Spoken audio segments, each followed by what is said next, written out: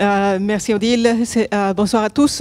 Alors d'abord, je vais continuer sur la lancée du professeur Chizeux pour développer un peu plus l'état réellement très intéressant des relations entre la France et la Chine, pour proposer aussi d'autres pistes de collaboration. C'est donc avant de rentrer dans ces questions plus historiques et culturelles dont parlait Odile. Donc, la France, disons-nous, par rapport à cette route de la soie, la France doit prendre le train en marche de la nouvelle route de la soie de la Chine, et non seulement pour aller à Wuhan, même si on dit que Wuhan est la petite France, il y a beaucoup de Français qui veulent aller là-bas, mais c'est pour transformer l'ordre mondial. C'est le véritable enjeu que doit poser la relation entre la France et la Chine, parce que tout autre niveau moindre auquel on peut poser cette relation serait soit insuffisant, soit pourrait nous conduire vers des pièges. Prenons le cas, par exemple, de ce débat sur la nécessité d'accorder le statut d'économie de marché à la Chine, qui empoisonne les relations entre les deux pays actuellement, et sur lequel le Conseil européen pourrait trancher demain lors du sommet du 20 et 21 octobre. C'est le cas typique d'un faux débat. D'abord parce que la Chine n'est pas une économie de marché, c'est une économie de planification indicative de type gaulliste. Et c'est très bien ainsi, parce que c'est ce qui lui a permis de vraiment se développer de façon fulgurante, comme elle l'a fait. Et d'autre part, parce que si ce statut est changé, beaucoup de mesures qui permettent aujourd'hui aux entreprises européennes de se protéger face à des produits chinois qui sont beaucoup moins chers, car ils profitent des bienfaits d'une économie encadrée, seraient levées. Et il s'en suivrait ainsi une forte augmentation d'exportations chinoises en Europe et des pertes d'emplois très importantes, entre 1,7 million et 3,5 millions d'emplois selon une étude de l'Economic Policy Institute, dont 183 000 pour la France.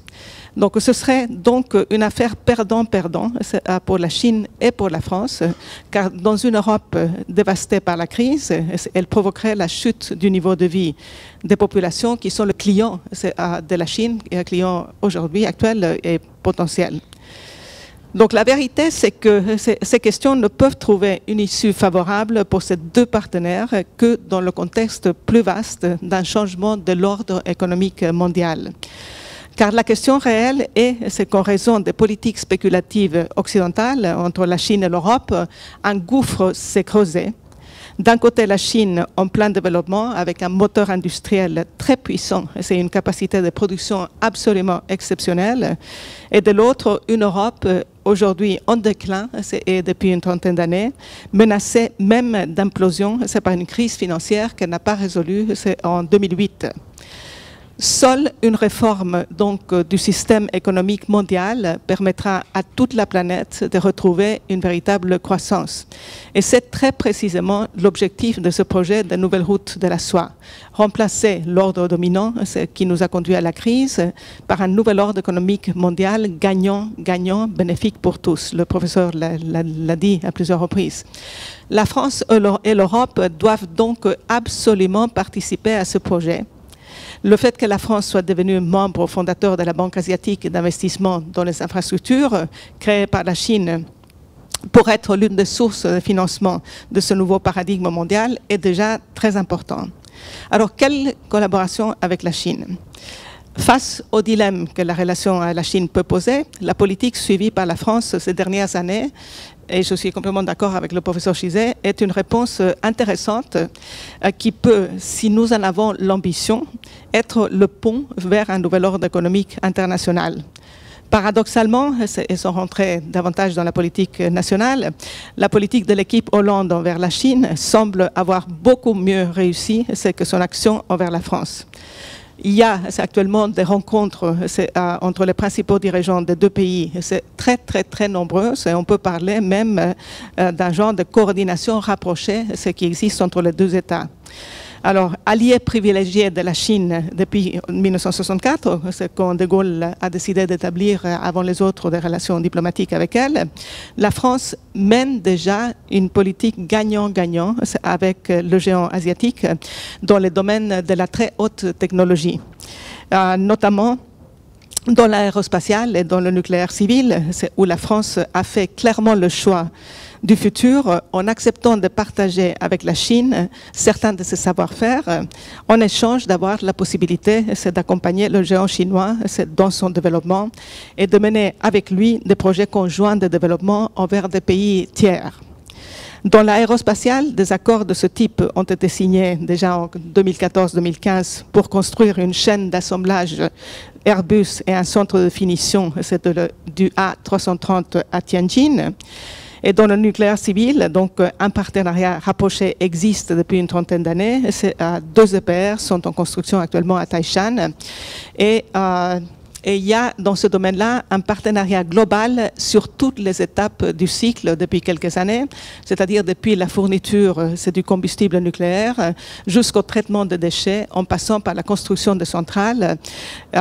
Donc c'est très, très, très intense. Et de plus, il y a eu une déclaration conjointe qui a été signée entre les deux pays le 30 juin 2015 qui confirme donc la volonté des deux pays de s'engager conjointement dans des pays tiers, donc à l'image de l'accord sino-français en Grande-Bretagne, donc le Hinkley Point, mais pouvant concerner aussi d'autres pays, notamment en Afrique ou en Asie. Donc ce n'est pas juste limité donc, selon ces déclarations conjointes, qui doit encore être mise en route, mais c'est déjà un très bon point de départ. Autre collaboration très importante avec la Chine, les deux géants de l'eau français, Veolia et Suez Environnement, sont à la pointe des efforts très importants menés dans la lutte contre la pollution de l'air, de l'eau et prochainement des sols. Ils sont leaders, donc, notamment dans le traitement des déchets toxiques et aussi la gestion de l'eau dans les complexes pétroliers. La France construit aussi des écovilles et des écoquartiers, notamment à Wuhan. Très important aussi, c'est la création d'un institut Pasteur et d'un laboratoire P4 de haute sécurité biologique pour la lutte contre les épidémies, une collaboration entre l'Institut Mérieux de Lyon et l'Académie des sciences de Chine. Mais c'est les collaborations futures qui nous intéressent ici au plus haut point, car elles devraient permettre à la France, en se faisant tirer par la forte dynamique de son allié, de faire un saut vers le futur dans la recherche scientifique et technologique. Jusqu'à présent, dans la collaboration avec la Chine, la France a pu se prévaloir des secteurs d'excellence qu'elle a hérités des 30 Glorieuses et du rêve que le général de Gaulle a pu lui insuffler.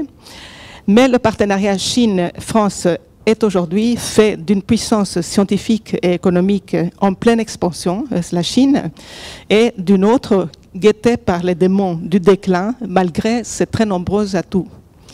Plusieurs domaines de coopération dans le secteur de pointe intéressent l'Institut Schiller. Un, le domaine spatial, que la Chine a réveillé d'une longue période d'endormissement, mais où la France a un savoir-faire remarquable.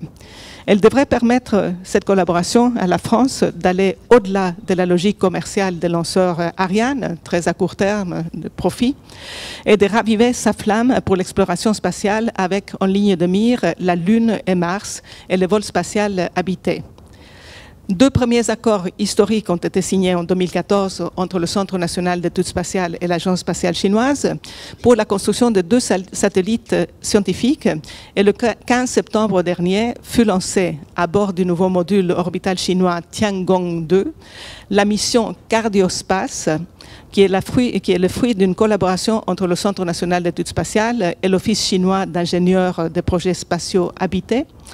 Cardiospace doit étudier l'adaptation du système cardiovasculaire à la microgravité et son déconditionnement lors du retour des astronautes sur Terre. Ce qui signale un nouvel intérêt de la France donc, pour les vols habités, qui est très intéressant. Deuxièmement, donc, le nucléaire de 4e génération et au-delà. La France, dont le savoir-faire dans ce domaine est inestimable, devrait, comme fait la Chine, explorer l'ensemble des options de la palette du nucléaire du futur, depuis la fusion thermonucléaire contrôlée aux neutrons rapides, les RNR, les réacteurs à lit de boulet, les réacteurs au sel fondu associés au thorium, un réacteur hybride fusion-fission, Tout ceci n'est pas un surcoût, ce sont des investissements d'où naîtront les industries du futur. Et en matière de thorium, qui est l'une des voies les plus prometteuses pour les réacteurs de 4e génération, une collaboration entre l'équipe chinoise travaillant sur cette filière et celle du CNRS LPSC de Grenoble, à la pointe de l'innovation sur ce domaine, est souhaitable, pourvu qu'on lui donne les moyens et que chacun puisse recueillir le fruit de son travail.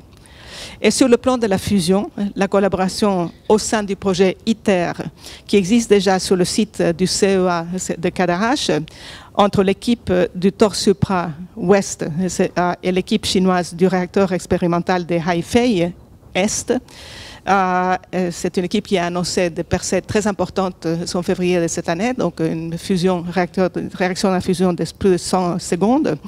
Donc cette collaboration doit être absolument soutenue. Troisièmement, c'est le développement de la Chine, le développement avec la Chine de l'Afrique. Une déclaration a été signée par le Premier ministre français et chinois le 30 juin 2015 qui ouvre la voie à des projets conjoints en pays tiers, notamment en Afrique et en Asie.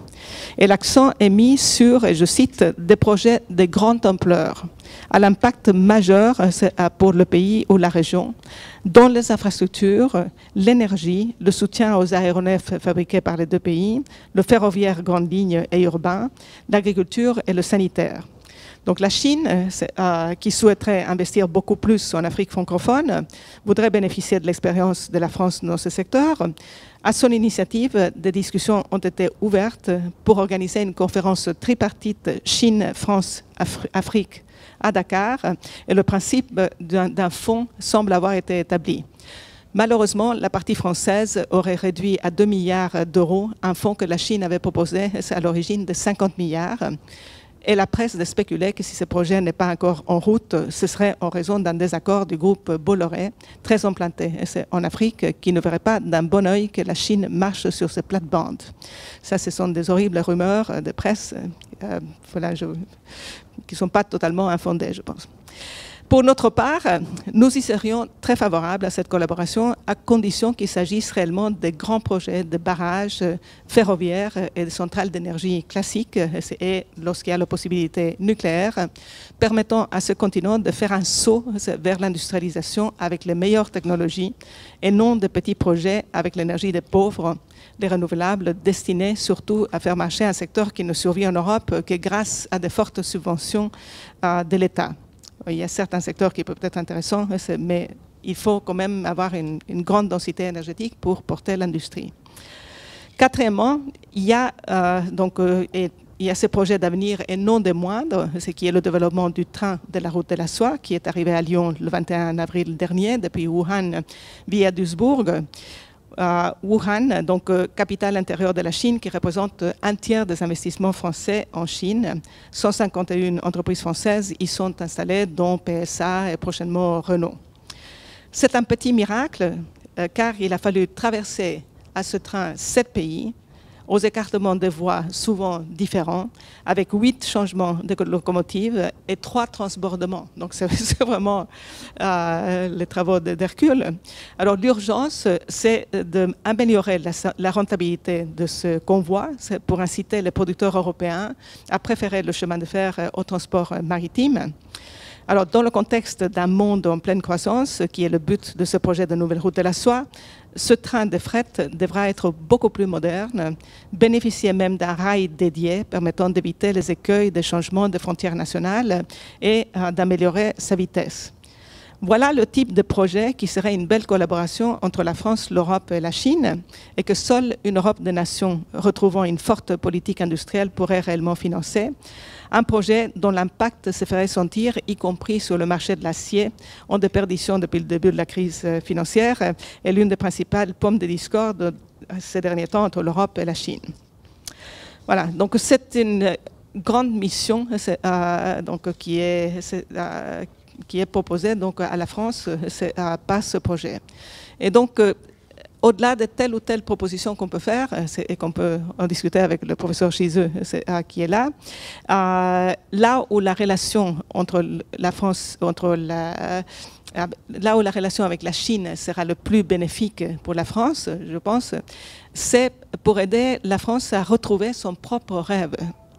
Malheureusement, la plupart d'analystes infectés par la pensée ultralibérale et par la géopolitique n'y voient que la volonté de la Chine de sécuriser ses lignes d'approvisionnement, de garantir sa puissance et peut-être même de reconstruire son empire. Pour ces analystes dont on entend les discours à longueur de journée, le peuple n'agisse que poussé par leurs pulsions cupides, égoïstes et violentes. Et ça, c'est un problème parce qu'en dehors du travail que nous faisons ici de l'Institut Schiller, seul l'ambassadeur de France en Chine, Maurice Gourdon-Montagne, semble avoir compris la réelle portée de ce projet. Dans un article paru sur le site FrenchChina.org le 23 mars 2015, il définissait le projet comme étant une politique stratégique avec une vision d'avenir. Ce n'est pas juste un train qui va d'un côté à l'autre, qui transporte des marchandises, mais c'est vraiment une vision stratégique pour le futur. Et il disait que la France doit comprendre cette vision, s'adapter et en saisir les opportunités. Nous pourrons, par exemple, construire un chemin de fer à grande vitesse entre la Chine et Lyon, le terminus de la route de la soie. Et cette stratégie est non seulement d'une grande importance pour l'Europe et pour la France, mais elle contribuera également à un monde plus stable. Alors, pour retrouver sa propre vision, la France pourrait s'inspirer du grand dessin eurasiatique qui a été proposé au XVIIe siècle par le grand philosophe scientifique et politique allemand Gottfried Leibniz, pour donner une perspective de progrès et d'avenir à l'Europe d'alors qui était dominée par les guerres sans fin. Leibniz présente ce projet dans un ouvrage qui s'appelle « Dernières nouvelles de Chine », qu'il a publié pour faire connaître aux Européens toutes les lumières de la Chine à l'époque sous le règne de l'empereur Kangxi. Alors, Leibniz s'est retrouvé à cette époque dans une situation inespérée.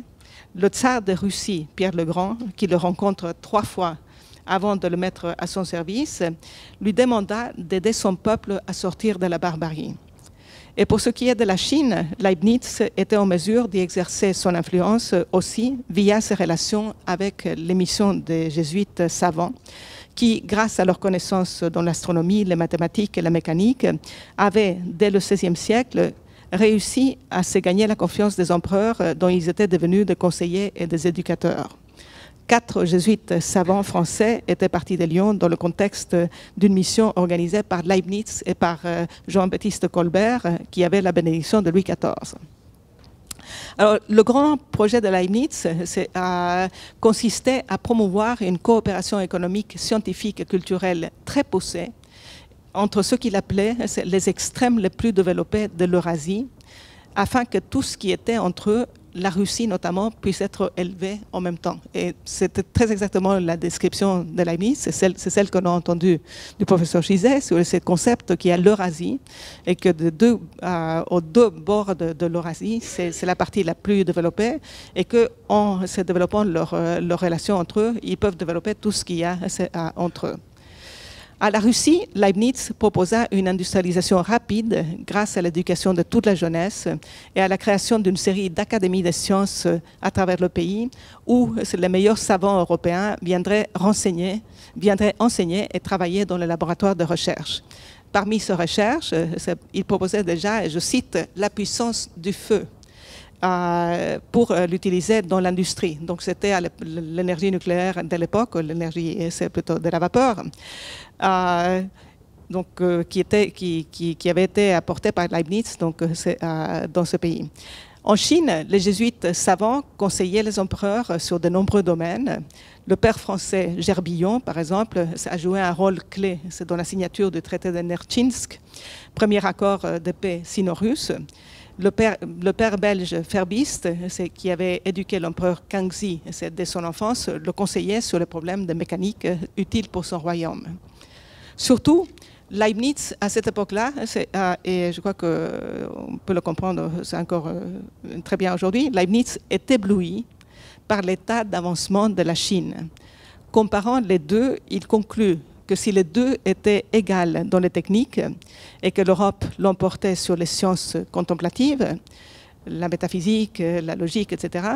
Là où la Chine battait l'Europe sans conteste était au niveau de sa philosophie pratique. Et il dit, on ne saurait dire le bel ordre supérieur aux lois des autres nations qui règlent chez les Chinois toutes choses en vue de la tranquillité publique et des relations des hommes entre eux. Ceci amène Leibniz à découvrir la beauté de l'œuvre de Confucius, fondement de cette philosophie dite pratique, mais qui, en réalité, définit avec une profondeur bien plus grande que de nombreuses métaphysiques l'importance de l'être humain et son lien à l'universel à travers la raison. Il conclut ainsi qu'un dialogue est tout à fait possible entre la théologie naturelle des Chinois et la religion révélée des chrétiens. Alors, quel est cet humanisme chinois qui rappelle Socrate et Platon, dont on retrouve aujourd'hui l'inspiration dans ce rêve de nouvelle route de la soie? Elga Seplarouche en a déjà parlé. Dans la grande étude, Confucius définit l'homme comme ayant reçu du ciel le principe lumineux de la raison et comme ayant le devoir de se perfectionner moralement sans cesse, la détermination finale de la vie étant la recherche du souverain bien. Et il y a cette citation de Confucius qui dit « Ce que le ciel nous donne est la nature humaine. Accomplir la loi de notre nature humaine est ce que nous appelons la loi morale. Cultiver la loi morale est ce que nous appelons culture. Découvrir ce qui, dans notre être moral, nous unit à l'univers, voilà l'accomplissement le plus élevé de l'homme. » Vous voyez, conception remarquable de cette philosophie. Alors, n'est-ce pas cette volonté de perfectionnement qu'on voit à l'œuvre en Chine depuis une trentaine d'années et que le président Xi Jinping appelle le rêve chinois? Bien sûr, ce processus n'est pas un fleuve bleu tranquille et des excès ont lieu partout, fuite dans la richesse, corruption, atteinte à l'environnement. Mais c'est pour faire face à ces excès et poursuivre son perfectionnement, le gouvernement chinois vient à nouveau de faire appel à Confucius pour que les Chinois puissent retrouver l'harmonie en eux-mêmes.